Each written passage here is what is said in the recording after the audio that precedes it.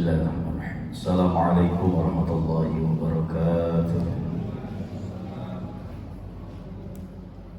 Bismillahirrahmanirrahim. Subhanakallahumma rabbana la ilma lana illa ma 'allamtana innaka antal alimul hakim. Wa tub 'alaina innaka antat tawwabur rahim wa taqabbal minna innaka antas samiul 'alim. وعلمنا من لدنك علما نافعا يا ذا الجلال والإكرام اللهم افتح لنا علمتك وانصر علينا رحمتك يا ذا الجلال والإكرام والحمد لله رب العالمين بسم الله الرحمن الرحيم الحمد لله رب العالمين والصلاة والسلام على أشرف الأنبياء والمرسلين وعلى آله وصحبه أجمعين أما بعد قال الله تعالى في كتابه الكريم أعوذ بالله من الشيطان الرجيم بسم الله الرحمن الرحيم خذ من أموالهم صدقة تطهرهم وتزكيهم بها وصل عليهم إن صلاتك سكن لهم والله سميع عليم صدق الله العظيم وصدق رسوله الكريم ونحن على ذلك من الشاهدين الشاكرين والحمد لله رب العالمين. Jamaah salat maghrib masjid Jami Bapak Tasyiduk yang dimuliakan Allah, syukur alhamdulillah malam ini Allah masih jaga istiqomah kita dan dapat menjalankan sholat maghrib berjamaah, kemudian dilanjut dengan duduk di majelis ilmu. Mudah-mudahan apa yang kita niatkan, apa yang kita jalankan dicatat sebagai amal yang soleh oleh Allah Subhanahu Wa Taala, dan dijadikan amal penyebab datangnya ridha rahmat Allah dan terbukanya pintu-pintu surganya Allah Subhanahu Wa Taala. Amin ya rabbal alamin. Halaman 132 ya. Yang babus shadaqatit tatawwu. Hadis nomor 522. Bismillahirrahmanirrahim. Qala musannif rahimahullahu ta'ala wa nafa'ana bi wa bi ulumi fid darain amin. Wa an Uqbah. Hadis diriwayatkan oleh Uqbah bin Amir radhiyallahu anhu qala Sami'tu, Uqbah mendengar Rasulullah sallallahu alaihi wasallam dari Rasulullah sallallahu alaihi wasallam yaqul, bahwasanya Rasulullah sallallahu alaihi wasallam bersabda, kullu mri'in fi dhilli shadaqatihi hatta yufsala bainan nas. Setiap manusia itu di bawah naungan atas sedekahnya. Terusnya di sini sedekah itu betul-betul bisa membawa penyelamatan dunia maupun kelak di akhirat. Gitu. Jadi selalu memberikan naungan. Sedekah itu bisa mempermudah urusan dunia dan akhirat. Bisa mengabulkan hajat dunia maupun akhirat. Gitu. Bahkan as-shadaqatu tudfi'u ghadabar rabbi. Sedekah itu bisa meringankan, meredahkan ghadabnya Allah, murkanya Allah kepada hambanya. Oleh karena itu bersedekah tidak hanya dengan materi, ya, apapun kita bisa sedekahkan asal itu bermanfaat buat orang lain.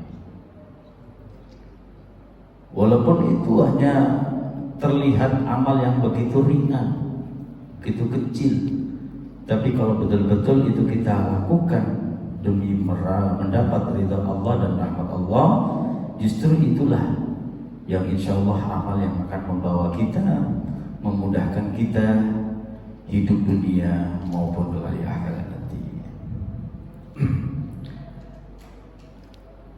Bahkan kata Rasulullah, bagi sabda Rasulullah sallallahu alaihi wasallam, tabassumuka fi wajhi akhika laka shadaqah. Shadaqah yang tak memerlukan tenaga, enggak memerlukan biaya, ya senyum. Shadaqah yang enggak butuh tenaga, enggak butuh biaya, bahkan enggak butuh enggak usah mikir, enggak pakai mikir gitu dah. Itu ya senyum. Maka Baginda bersabda, tabassumuka fi wajhi akhika la qasa. Loh, senyum yang ikhlas itu berat. Walaupun senyum loh ya, senyum aja susah ikhlas, apalagi yang berat gitu. Kita senyum kadang-kadang ada maksud tertentu. Senyum kita itu bukan murni karena perintah Allah, karena perintah baginda Rasulullah. Kadang-kadang gitu loh ya. Senyum kita itu masih diembel-embeli, mungkin ini kita kenal, mungkin orangnya lebih tinggi derajat sama kita, lebih pangkatnya lebih tinggi gitu ya, atau lebih hebat lah daripada kita gampang senyum. Tapi senyum kepada orang yang lebih bawah, terutama derajatnya mungkin pokoknya di bawah kita lah dalam kehidupan itunya, baik ekonominya, derajatnya, pangkatnya. Nah, untuk mengeluarkan senyum itu berat ya, untuk mengeluarkan senyum kita itu berat, apalagi kepada orang yang tidak suka kepada kita, apalagi kepada orang yang tidak suka kepada kita, memberikan senyumannya itu berat. Nah, bukti kalau ibadah seringan senyum itu akan terasa berat ya, ketika betul-betul ya dijalankan karena untuk meraih ridha Allah Subhanahu wa ta'ala. Hatta yufsala bainan nas ya, bahkan sampai menyelesaikan urusannya kepada manusia. Maksudnya senyum itu sodakoh itu bisa menyelesaikan urusan kita kepada sesama manusia. Di salah satu ulama, bahkan waliullah, Syekh Junaid Al-Baghdadi itu pernah mengatakan ya, salah satu amalan yang begitu pesat untuk menaikkan derajat manusia itu adalah amal sodakoh. Ketika ada orang baik, ibadahnya baik, kemudian ada orang ibadahnya yang gak terlalu ya sedang lah, gak terlalu baik, bahkan jarang-jarang, mungkin ibadah yang terlihat itu jarang-jarang gitu. Ada yang terlihat ibadahnya kelihatan banget, ibadahnya istiqomah banget ya, semangat, khusyuk banget ibadahnya. Namun yang ibadahnya ini yang bagus itu agak pelit, yang jarang-jarang ibadah, yang tak terlihat ibadahnya ini terlihat dermawan, gampang masih ya. Saya yakin orang itu lebih menyukai orang yang jarang ibadahnya tak terlihat tapi sedekahnya Masya Allah. Nah, kita yang kita inginkan ibadah juga semangat, rajin ibadahnya, sedekahnya juga semangat, itu yang kita inginkan dua-duanya gitu. Nah, itu lebih hebat lagi kalau kayak begitu. Nah, kemudian wa an Abi Sa'id Al-Khudri, hadis diriwayatkan oleh Sa'id Al-Khudri radhiyallahu anhu Nabi sallallahu alaihi wasallam, ayyuma muslim, siapa saja ya seorang muslim, kasa musliman sauban, kasa memberikan ya seorang muslim sauban, pakaian, ala uri, kepada orang yang tak punya pakaian, kasallahu min khudril jannah, Allah akan memberikan balasan pakaian yang mana pakaian itu ya yang indah, yang diambil dari jannah, yaitu surganya Allah Subhanahu wa ta'ala. Nah, itu sedekah pakaian. Ya mungkin kalau kita melihat di sekeliling kita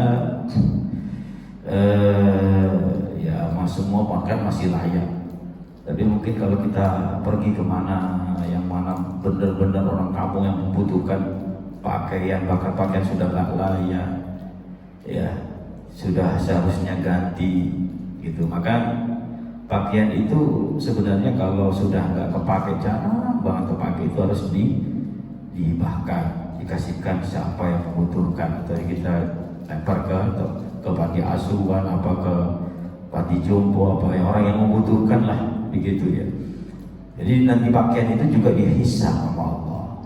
Enggak hanya pakaian, apapun barang itu juga dihisab gitu. Kalau lama enggak dimanfaatin, ya bahkan begitu udah kelihatan busuk dibuang, padahal masih bermanfaat.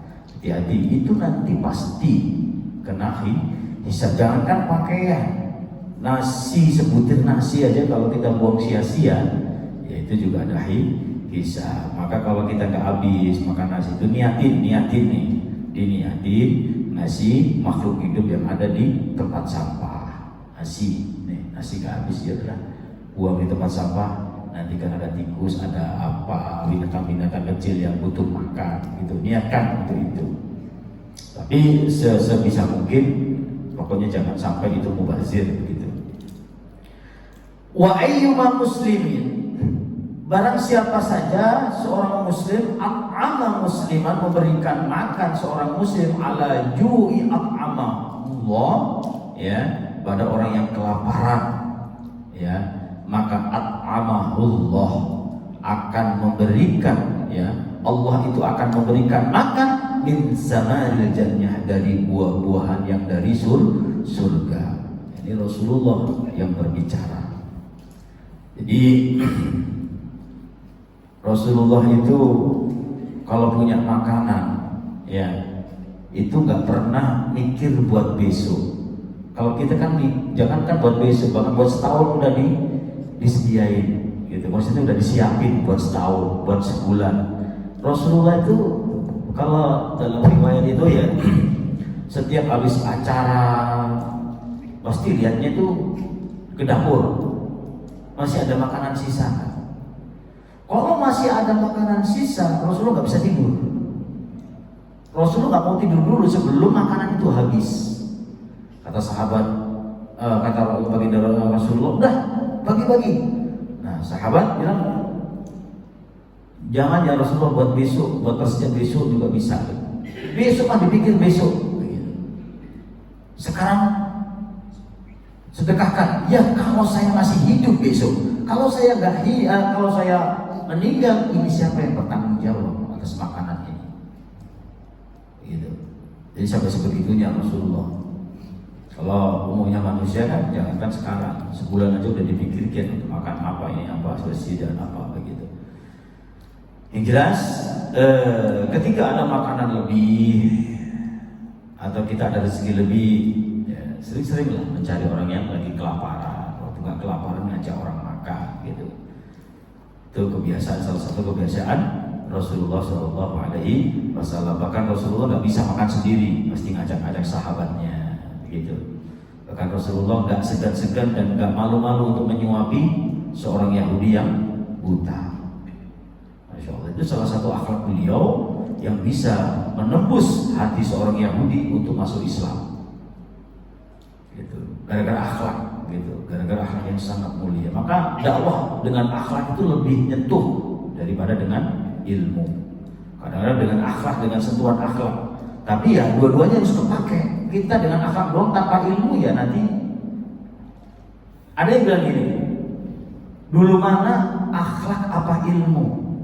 Atau ilmu kita dulu kan baru akhlak, gitu ya. Ini jangan saya artikan, kalau kita tanpa ilmu nggak mungkin bisa berbuat akhlak yang baik. Kita harus cari ilmu akhlak dulu, ya kan? Ilmu dulu berarti kan. Nah, ilmu ini akan bermanfaat, akan sangat-sangat manis untuk dirasakan kalau dibarengi dengan akhlak. Ya, sehebat apapun manusia itu punya ilmu, banyak apapun ilmu manusia itu, kalau nggak dibungkus dengan akhlak, maka nggak enak orang terimanya itu. Itulah pentingnya akhlak. Ya, kalau dibungkus dengan akhlak, enak orang terima itu. Jadi dua-duanya harus berjalan.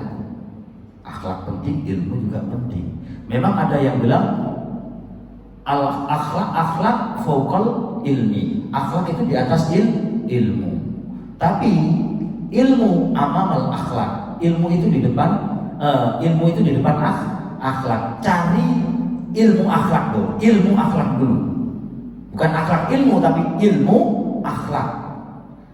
Cari ilmu akhlak dulu. Orang bisa mempraktekkan akhlak itu kalau sudah menguasai ilmu ilmu akhlak. Kalau nggak tahu akhlaknya, orang itu pasti nggak berakhlak. Kalau nggak tahu ilmu akhlak, maka ilmu dulu dipelajari. Ya, kalau sudah dua-duanya, nah, maka tetap kalau ilmu aja dipraktekkan, ya harus dua-duanya, ilmu dan akhlak diamalkan. Gimana akhlaknya? Ini, itu kan ada ilmunya. Nah, kemudian wa ayyuma muslimin saqa musliman, barang siapa saja seorang muslim memberikan minum seorang muslim ala tomain kepada orang yang kehausan, saqahullah, Allah akan memberikan minum minar rahiqin al-makhtumin, yaitu minuman yang murni suci, al-makhtumin yang tersegel. Nggak bisa kita bayangin itu balasannya Allah udah berkali-kali lipat gitu. Ya, itu hanya minum gitu. Hanya minum. Mungkin kita sering dengar, jangankan kita memberikan minum kepada orang yang haus ya, kepada binatang, bahkan binatang itu binatang yang kotor, kita kan yang bilang najis. Ya, mungkin sering kita dengar. Dengan rasa rahmat kita bahwa ini makhluk Allah. Ya, ini makhluk Allah, harus adanya ini makhluk Allah. Semua berhak untuk kita sayangi, asal tidak mengganggu, asal tidak membahayakan, kita sayangin. Kita ketika butuh dikasih makan. Gitu. Bahkan ada yang saking sayangnya binatang itu, ya, kucing semua liar dikumpulin, saking senangnya untuk memberikan makan kepada makhluk Allah. Seperti itu. Yang jelas apapun yang kita lakukan, kalau dilakukan karena mengharap ridha Allah, insya Allah itu akan menjadi amalan yang sangat luar biasa. Walaupun amalan itu diberikan kepada makhluk selain manusia atau seekor binatang, gitu ya. Itulah, jangankan kepada manusia, pada binatang aja kalau memang betul-betul kita mengharap rahmat Allah, amalan itu akan menjadi amalan yang sangat luar biasa. Wa an Hakim bin Hizam, hadis diriwayatkan oleh Hakim bin Hizam radhiyallahu anhu, semoga Allah meridai beliau, anin Nabi, dari baginda Rasulullah SAW, qala, bersabda baginda Rasul, al yadul ulya khairum minal yadis sufla, tangan di atas itu lebih baik daripada tangan yang di bawah. Ya, maka kita usahakan selalu jadi pemberi, jangan jadi peminta. Kalau dalam ilmu Sulam Taufik, dalam kitab Fikih Ibnu Saud itu banyak, kita itu kadang sering salah dalam memberi makanan, itu sering salah. Kalau kita memberi sesuatu kepada orang yang butuh, kok kita karena kasihan, itu dalam Sulam Taufik nggak boleh.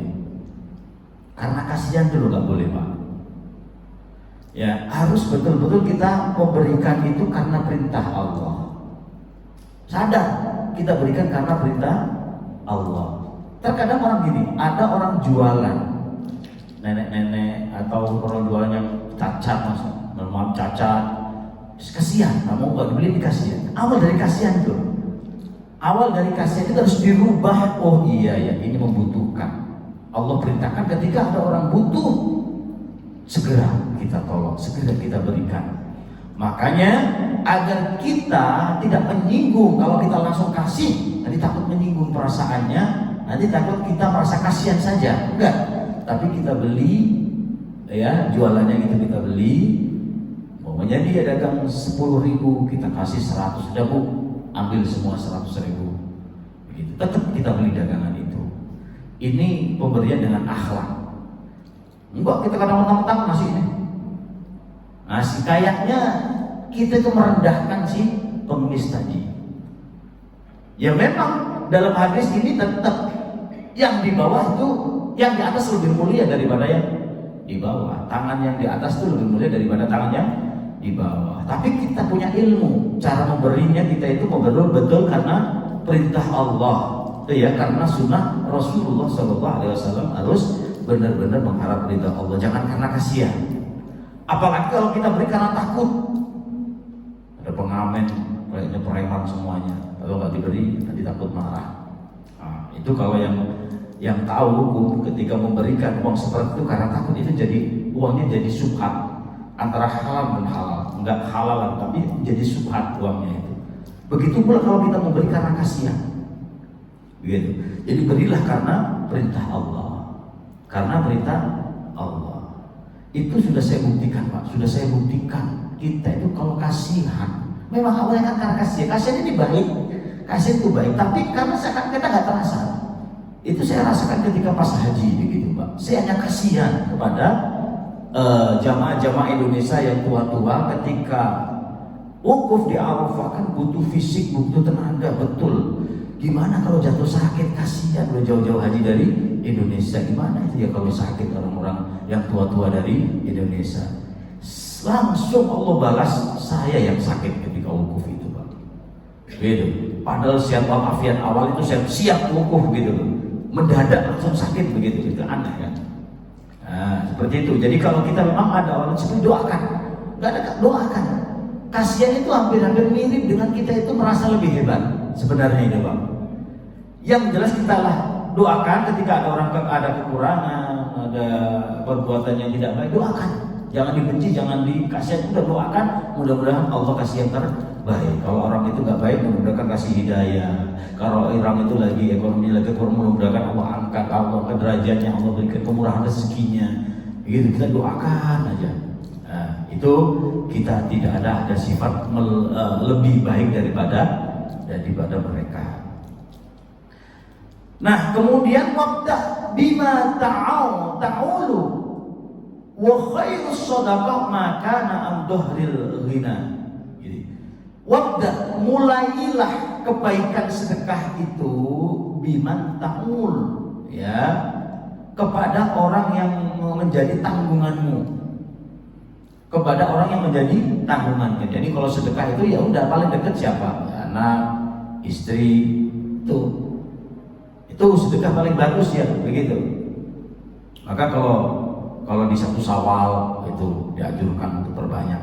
Biasanya nafkahnya 1 juta, kasih 3 juta, kasih 10 juta, gitu. Ya antara begitu. Pokoknya sedekah itu orang yang paling dekat, orang tua, istri, anak, saudara dekat, gitu. Itu diawali dengan orang-orang yang dekat, gitu. Khususnya yang masih ada hubungan famili, hubungan darah. Wa khairus shadaqah ma kana an dhahril ghina.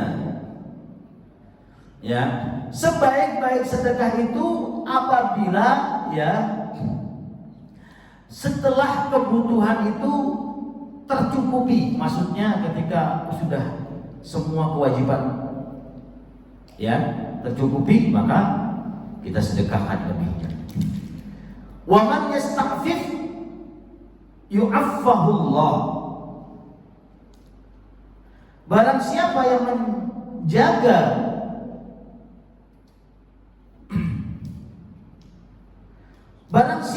menjaga kehormatannya, yu'affifahullah, maka Allah akan jaga.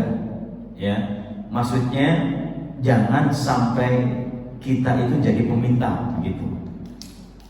Mending kita umpamanya kalau minta datang ke orang yang punya, nyari kerjaan. Ada nggak yang perlu dibersihin ini? Ada nggak yang perlu dibersihin? Nah, entah cuci piring apa terserah, atau nyiram-nyiram bunga apa gitu. Jangan langsung meminta. Itu.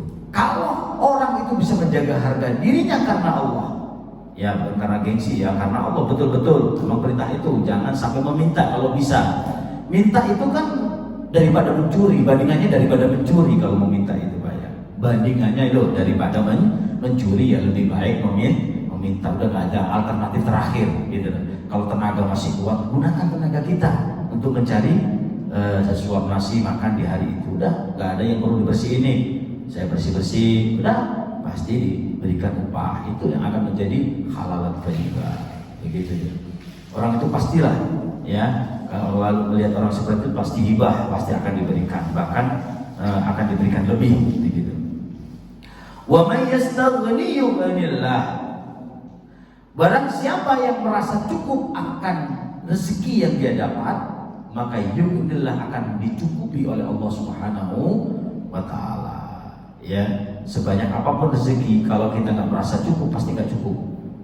Tapi seberapapun rezeki yang Allah berikan, ya sekecil apapun rezeki itu yang Allah berikan. Kalau kita udah merasa cukup, maka insya Allah itu akan merasa senang dan bersyukur kepada Allah, karena rezeki itulah pemberian dari Allah, ada ukurannya masing-masing. Muttafaqun alaih. Baik, satu lagi. Wa an Abi Hurairah radhiyallahu anhu qala Rasulullah sallallahu alaihi wasallam, kila dikatakan ya Rasulullah, ayyus shadaqah afdal? Mana sedekah yang paling utama itu ya Rabb? Gitu. Qala juhdul mukil, keluar juhdil mukil, ya, ketika kita lagi memiliki harta yang sangat sedikit, maksudnya pas-pasan. Sedekah yang dalam posisi kayak begitu, itulah sedekah yang terbaik. Allah kasih uang pas-pasan nih, tapi dia masih sedekah, ya.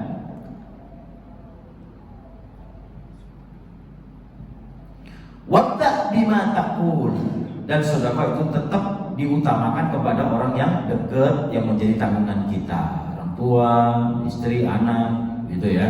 Itu tetap diutamakan karena sanak famili, keluarga dekat yang masih ada hubungan darah, itu diutamakan. Sedekah. Kalau semuanya udah pada mapan, baru kita cari orang lain, ya.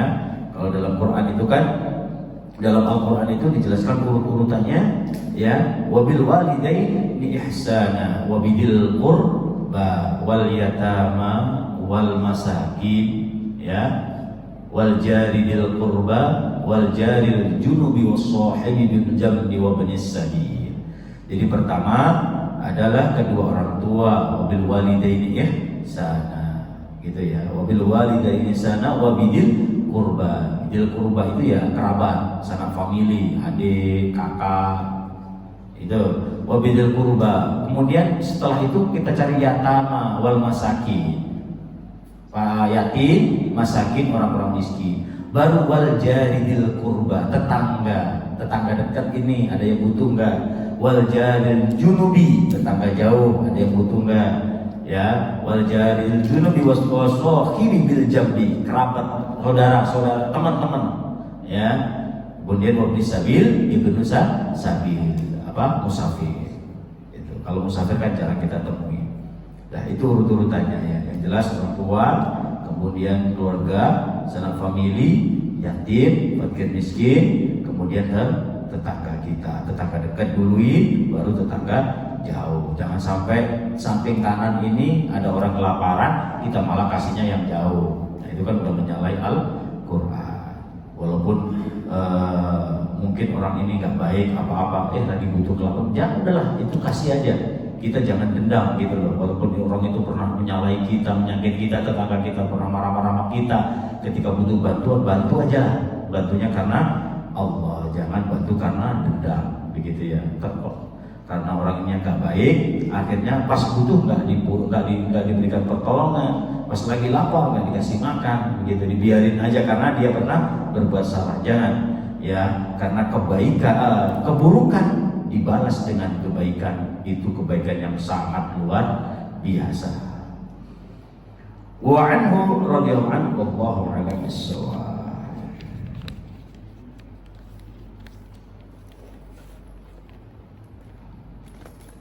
Ada pertanyaan?